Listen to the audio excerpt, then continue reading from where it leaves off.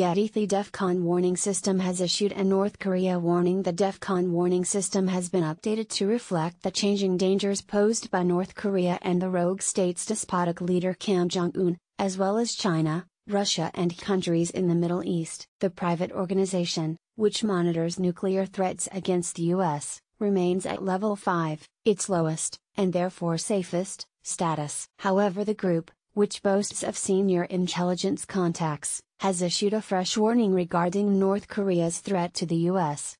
The DEFCON warning system said, despite the proposed meeting between North Korea and the U.S., the hermit state remained a huge threat and should not be trusted. They said, "We caution the public to understand that North Korea views its nuclear program to be sacrosanct and will likely not give it up, no matter what they say during any negotiations." While the press has reported that North Korea is willing to negotiate their nuclear program, this is not exactly what North Korea said.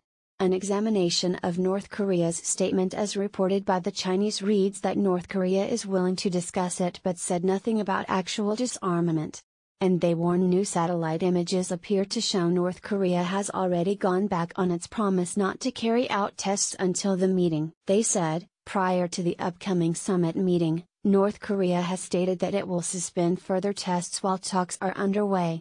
However, satellite images have shown that North Korea's Yongbyon nuclear complex is likely operating, producing more plutonium for nuclear weapons program.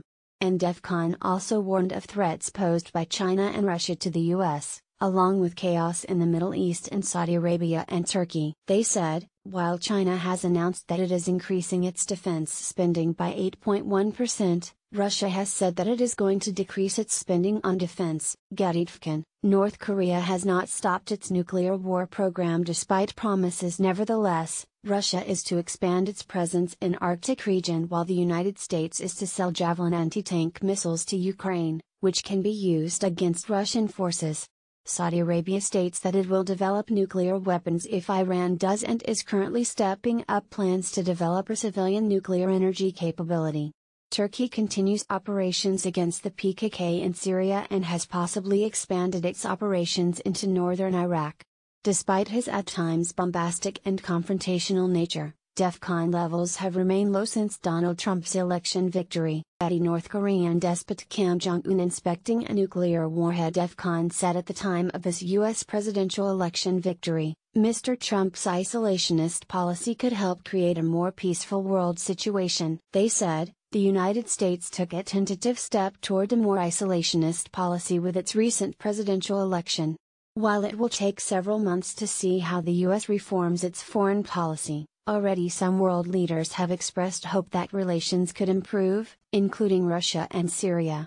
If the new U.S. president keeps to his previous statements, look for the United States to withdraw somewhat from military confrontations in the Middle East and possibly European theater, though it is highly unlikely it will abandon NATO commitments, and the Ukraine will likely pop up again in the near future.